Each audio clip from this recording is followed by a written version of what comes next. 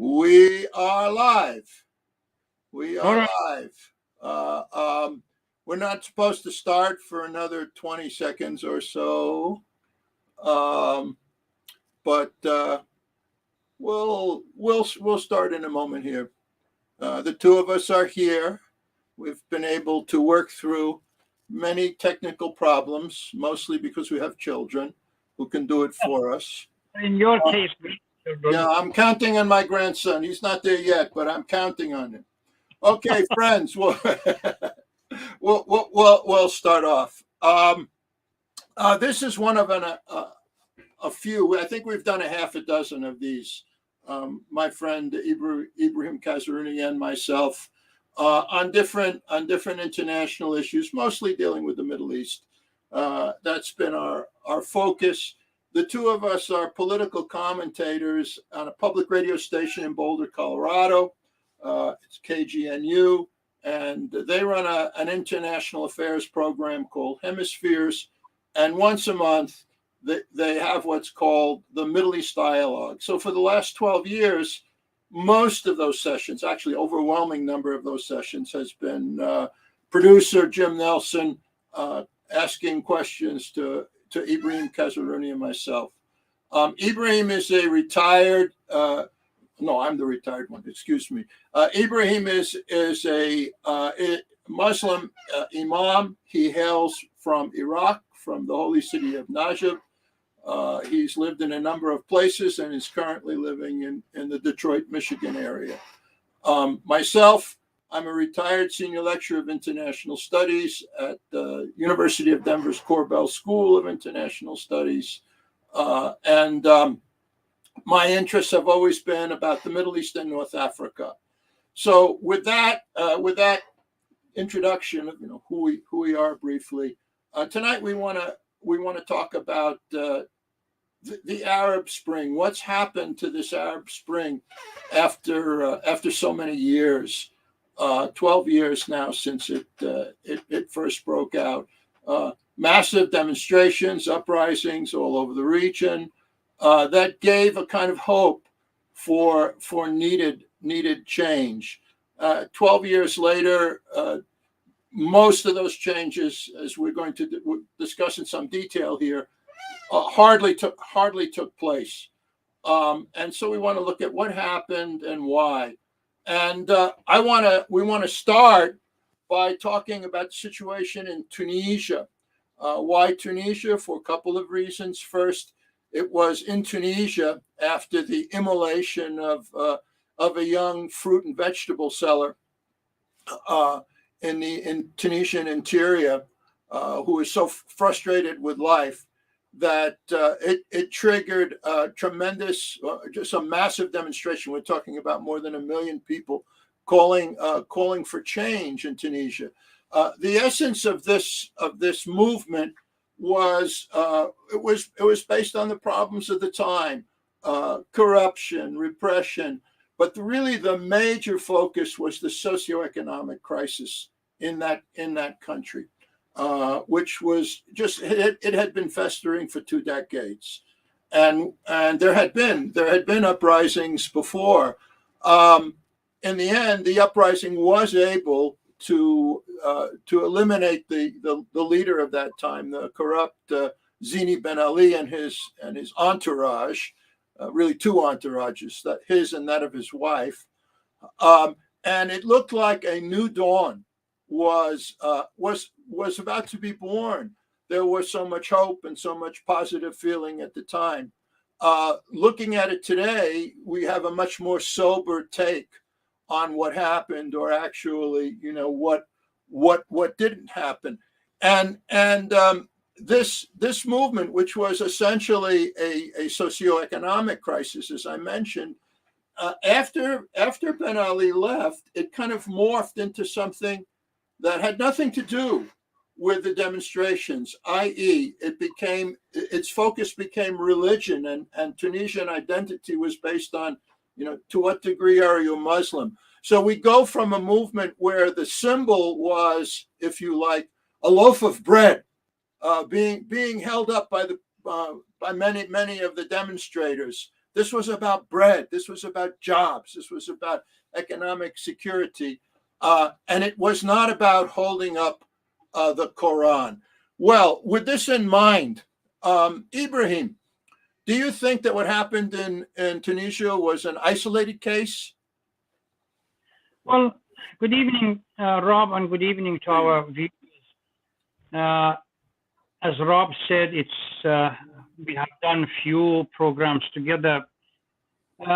When we started, I'm sure you remember, Rob, when we started discussing Tunis at the end of 2010, we never thought that within a month, literally by January 2011, Right. an uprising, let alone the uprising in Tunis, would start the domino effect, at least in North Africa, and from there to the Middle East. I don't believe there was a country in the Middle East and North Africa, in the Muslim world at least, where it was somehow this issue of Arab Spring or Spring in one way or the other, Right. not start. So swept right across the east, going to Libya and Egypt, and from there to the Middle East, and west towards Algeria and Morocco. What happened next to this uprising depended on the countries and how their regime and how aligned they were with the United States, and they could fit in the plan. So the socioeconomic crisis, which was, as you correctly indicated, was the essence of the uprising, was turned around into some kind of religious issue, and the imperial powers immediately aligned themselves with the various forces of what quote unquote called political Islam. But I don't believe this is an isolated case, because we know it went through all North Africa and the Middle East. But to understand what happened in Tunisia and what is happening now, we really need to explore the global and regional geopolitical architecture that existed and came to dominate after. You know, Ibrahim, what I'm finding when people talk about whether it's Tunisia or, quite frankly, what's happening in Syria or Iran is this is what's missing from the discussion. They isolate the country as if what's happening does not have these regional and global components. Exactly. And therefore they can't really see the whole picture. That's how the imperial voice or policies are, by breaking it down into isolating these individual countries. It prevents people, the analysts, to see the bigger picture. And unless we understand the bigger picture, which was in the global context, the U.S. attempt to reorientation of the global geopolitics, particularly in the Middle East and North Africa. What they wanted for the regimes that they were subservient to them, nothing to happen per se beyond some window dressing. Right. The essence of the structure to remain the same. And in the region or countries where the government was defined as non-friendly, a regime change to take place, not towards liberal democracy, a regime change to take place towards another autocratic regime, but this time subservient to United States and to the imperial power. So this was the fundamental problem. And we see this, by the way, Rob, if we go back to 2003 and 2004, when United States occupied Iraq, part of the discourse was how to break Iraq into various components, weaken the country, along models that were previously applied in Western Eastern Europe. And Libya, ultimately in 2012, was led to that kind of a structure. So United States had a plan for the region to neutralize anyone, any movement or anything any uprising that would go counter to the regional interests of the United States. If you, I'm sure you are aware of it, in 2006, the crisis between Israelis and Lebanon, you had Condoleezza Rice saying that this is the pain of the new birth of Middle East. Yes, so they were Condoleezza Rice's new Middle East. Yes, the new. Right. We'll talk about that more. Yes. She was echoing or coining the phrase herself. I don't believe she's intelligent enough, but I believe she simply was echoing the political policy of the administration, that they wanted what they were not able to achieve in 2003 by breaking up Iraq. By 2006 had not happened. The uprising was continuous. They wanted to use Lebanon as another example of breaking up what later on became as the axis of resistance. So the essence was to fracture the regime into smaller entities that the United States or Washington can control, and the role of uprising that they were asking, as you said, we want hope, we want bread, we want job, we want future security, etc., was turned into a totally different Middle East. That uprising in Egypt didn't produce anything. Uprising in Tunis didn't produce anything. Right. Uprising in Libya certainly produced something for the United States, which was a fractured regime that they can take the oil and there is no central power that resists to them. But as they began to develop, and we see this plan organized in the other parts of the Middle East, Syria, Iraq, Yemen, and Lebanon, we begin to see the development of what later on we call axis of resistance, which now they were prepared to go beyond individual country. And I believe last month we were talking about this, and see the bigger picture. And this is why they came together based on to resist that global and regional policy that the United States had to deal with the uprising.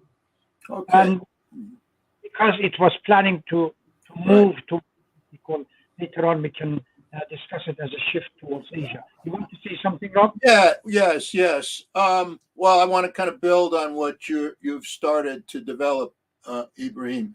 You know, if you look in history, you can go back to the 1850s. You probably could go back beyond that. What has been the policy of the colonial, the imperialist countries of the world? It's always been divide and conquer.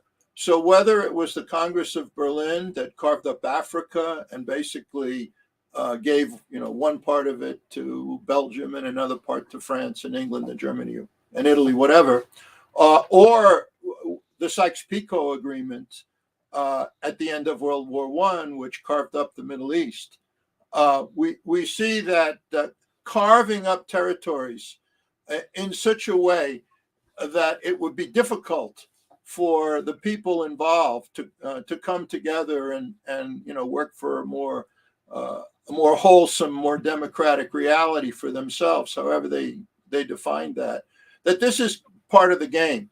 So, I mean, when we look at this plan for the new Middle East, it's simply taking this divide and conquer idea and developing it even in more detail. So, for example, if we look at Iraq, Ibrahim, legally it's one country, but de facto it's really been cut up, hasn't it, into three zones. Their biggest, quote, success, a success which has just led to an awful, just inhumane situation, of course, is Libya. And of course, that's what they tried to do in Syria and got very close until the Iranians and the Russians stepped in and actually helped the Assad regime to push back these fanatics, these terrorists, basically terrorists, which interestingly enough are defined as as the moderate opposition. I don't know what's moderate about them. So we see these same tendencies that were taking place globally, now taking place regionally in the Middle East. And the new Middle East was basically a further partition of what existed until now. So that's one part of it. Now, go on. Rob, you want to intervene? What underscores your assessment, you go back to the Doha Protocol. Yes. We need to explain that, Ibrahim. People don't know what that is here in the United States. Yeah. Was a meeting organized in Doha under the auspices Qatar, of Doha, Qatar. Yes. Yes. Okay. Auspices of United States. And there were a number of countries involved and a number of countries indirectly sending representatives. And it had to do with Syria, plans to partition Syria. Yes. Breakdown. You can Google Doha Protocol and look at the 13 points that they agreed in the protocol that they agreed in that meeting. The idea was to break up Syria into small enclaves, controlled by this what we call forces, terrorist forces. But the main goal was, so long as Syria is turned into literally non-existence, that they cannot offer any resistance to United States, Israel, or anybody else. The same kind of policy that applied they applied it in Libya, the same thing. Libya is now impotent, dysfunctional, it cannot resist anything. The oils are being looted left, right, and center, and there is no power. So these are, and by the way, again, this is another issue that we have discussed in the past. Yes. The alignment with terrorist forces, whether it is Wahhabis or Muslim Brotherhood or anybody else in any form, is nothing new for the imperial power. Right. They make it with anyone, as long as they can further their political prominence. Excuse me. Look at the British in 1920 with Muslim Brotherhood. They were the one who actually supported Muslim Brotherhood in Egypt. Right. So the Muslim Brotherhood in Tunis is no different than the Muslim Brotherhood they say the proof of the pudding is in eating it. What has changed in Tunis since the uprising vis-a-vis the critical socio-political issues or socio-economic issues that people had uprising for? Nothing. In fact, if anything, the situation has deteriorated since dramatically. And in fact, I was just reading the other day that there's an initiative now to bring the Muslim Brotherhood Party, the Ennahda Party, as it's called, Rashid Ghanouchi's party, back into power. And so there are conferences taking place in Washington, D.C., and they're accusing the current government of, the usual thing. Oh, you're not democratic. But in terms of all this, I wanted to get back a little bit to using the Tunisian example to the axis of resistance. Excuse me? Tell me a story regarding meeting one of these Ennahda party. I think it would be beneficial for the audience to hear it. Ask, okay, what's the economic policy? And the guy didn't know what you were talking about. Yes. I spent several months in Tunisia after Ben Ali was removed, and very hopeful time. It was an exciting moment, and I met.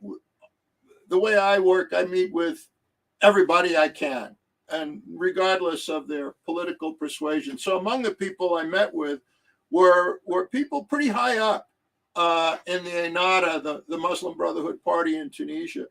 And since the crisis had been a socioeconomic crisis, I just assumed that they must have some program to deal with this crisis which caused the uprising.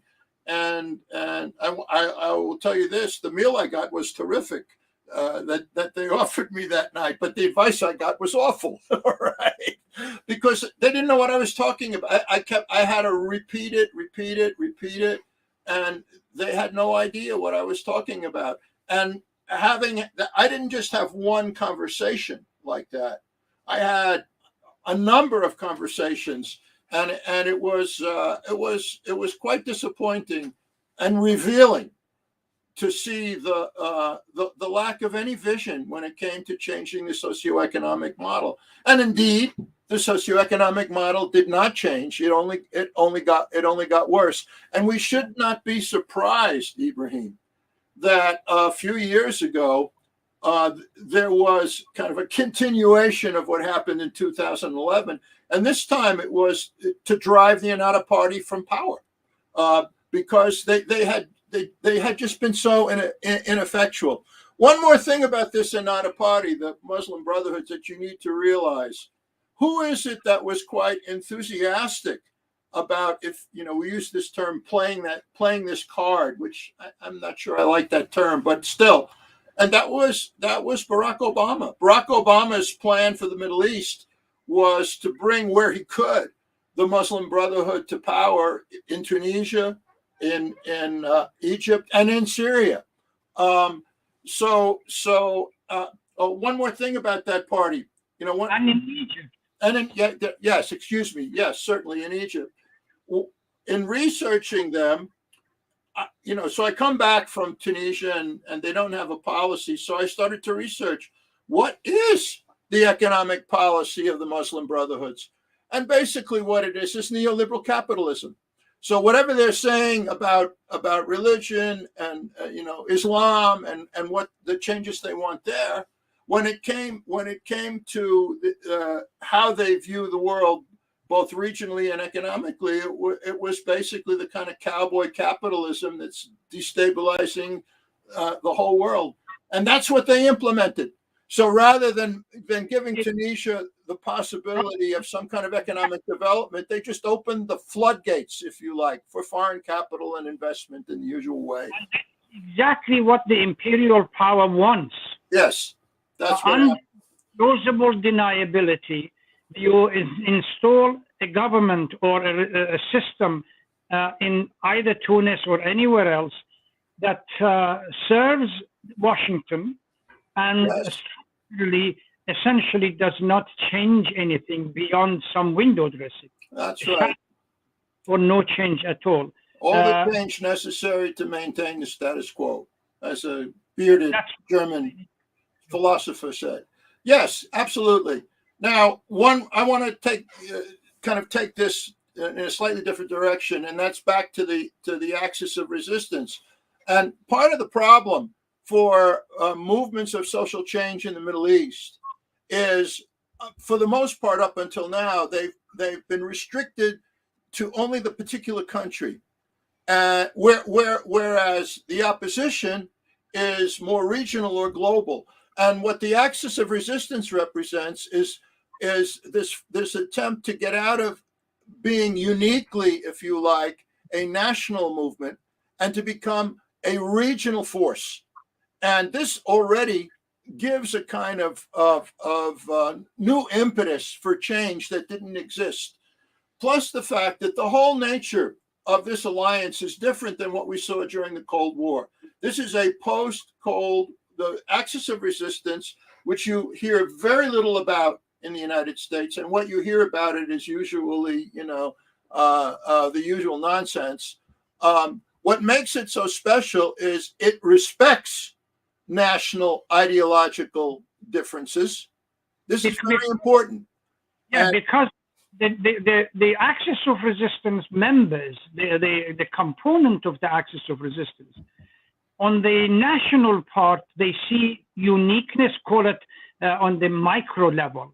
They see their own uniqueness, but at the same time, they transcend this micro level into the macro level. And they see the macro level, the macro picture, whether I live in Lebanon, or whether I live in Syria, whether I live in Iraq, whether I live in Yemen or anywhere else, we have or even Palestinians, we have our own unique particularities, but the common enemy is the imperial power embodied in the United States. So now you see its regional allies, yeah, right. The transition, and this is why constantly the leaders of these movements in their own country, they don't want to impose a particular strategy vis-a-vis dealing with the United States, beyond making it clear the source of the problem is United States. So in the light of your own particularity, organize a strategy to deal with it. Yes, it's really quite unique, and you would think, for example, that that such a strategy could lead to all kinds of tensions and contradictions. And of course, where there's life, there are tensions and contradictions. But up until now, it has, since 2006, it has worked increasingly well. And basically, what it has been able to do is to block U.S. plans for the region. I'm thinking of one particular. I mean, there's many cases we could talk about here, but the case that comes to mind now is the case of the Palestinians. And I know in our discussions previously we weren't going to go into this, but I think it's a very interesting case and worth discussing. So, what is it that, when you talk to friends about what's going on, the current Israeli government, which is the most right-wing government in its history, the increased repression and all that. But what people are missing is that Israel cannot act with impunity, even against the Palestinians, as it has in the past. And what we're seeing is something among the Palestinians that we have not seen, quite frankly, since 1948. And that is the coming together of the different isolated, if you like, partition sanctions of the Palestinian community. So whether it's those living within Israel itself, those in the occupied territories, Gaza and the West Bank, those living in the refugee camps surrounding Palestine, they are now, I wouldn't say they're yet a team, but they're cooperating much more closely than they had. And that's something new, and that's something in the same way that the United States wants to divide and conquer. The Zionist government wants to divide and conquer the Palestinians, and it's been able to do that rather successfully until recently. So that's an important factor. The second factor, which I really would like you to talk about. Even Israeli leaders are talking about this.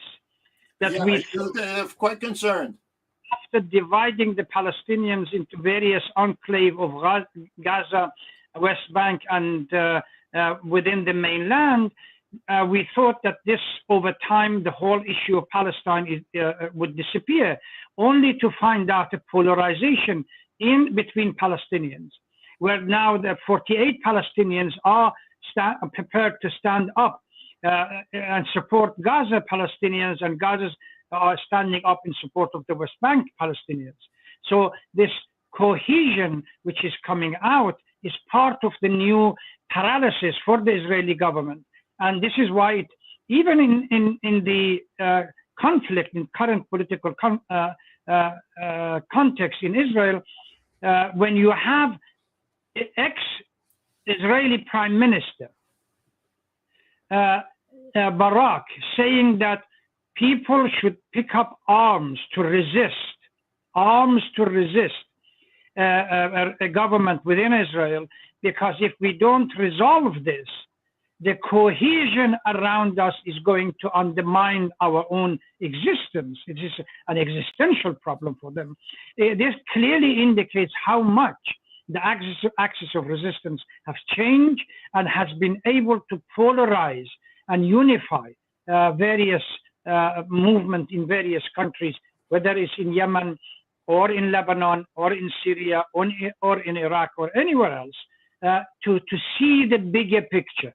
All right, Ibrahim, there's also another context here, and that's the global context, the changing balance of forces in the world, and where it comes to the Middle East, I wouldn't say the end of U.S. influence, but the partial erosion of U.S. influence in the region, and the growing influence of China and Russia. Has this made a difference?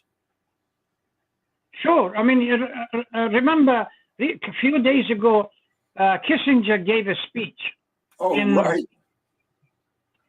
In which Kissinger admitted that United States, in essence, what we have been saying all along, that U.S. policy in the region has failed. Kissinger was alluding to the same thing. The United States is unable to dictate or control the events, and what is happening around is fluid for two reasons. Number one, the non-existence of internal cohesion in the United States, and number two, the lost direction when it comes to foreign policy and the role of China, Russia, Iran, and few other countries in movement and uniting together and moving away from singular polarity that United States wants as a way to continue its imperial policies, and the way multipolar thing that they are looking for. So this is not nothing new. It's part of a shift which is taking place, call it tectonic shift, taking place in the region. Iranian president yesterday went to China. Listen to the conversation that they had both. Who was this that went to China? Iranian president. Aha. Yesterday went to China. Listen to the conversation at the banquet and individual presidents when they stand together. The world is moving towards multipolar, and the economic the consolidation of relationship between Iran and China is going to help the stability of the region, because the presence of United States is destabilizing for the region. Yes, this is something difficult for many American friends to understand, but it's pretty widespread in the Middle East. And just to kind of to wrap this up, because we agree we shouldn't go on, too long, even though we could. One conclusion that we can make today is that the U.S. plans for the Arab Spring have collapsed. They've been stymied. They've been stymied in Syria with the failure of U.S. proxies to overthrow the government there. They've been stymied by the failure of the United States, despite all the sanctions, to execute regime change in Iran.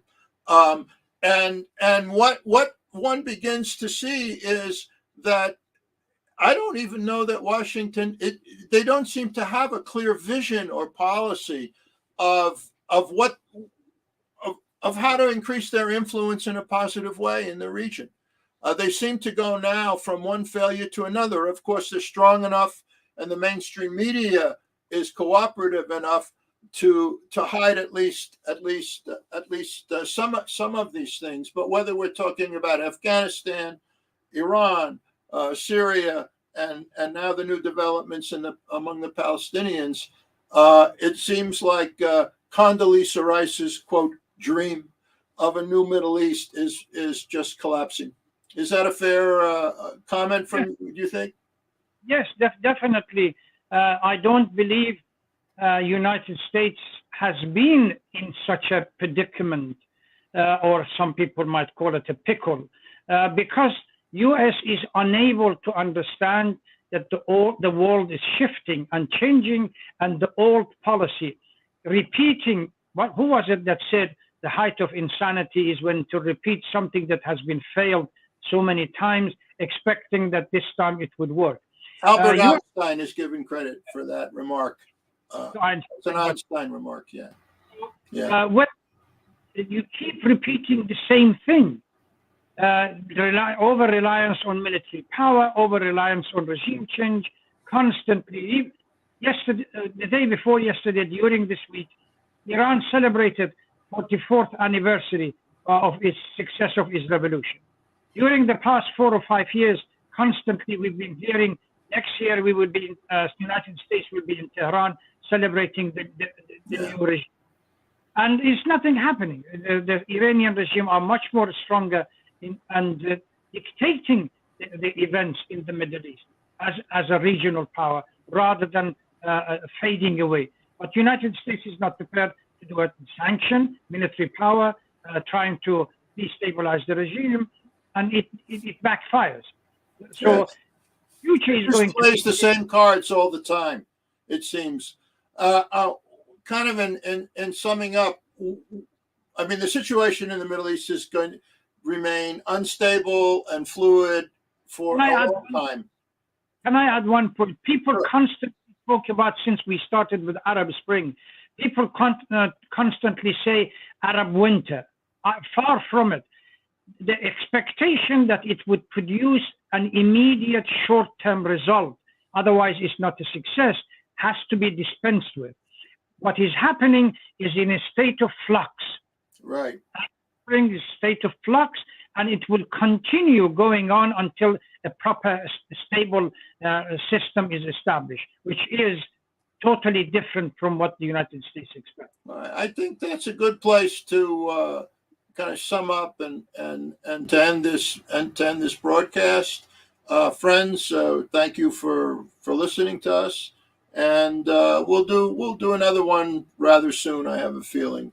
So good night to all of you, and take care. Bye bye. Very much all.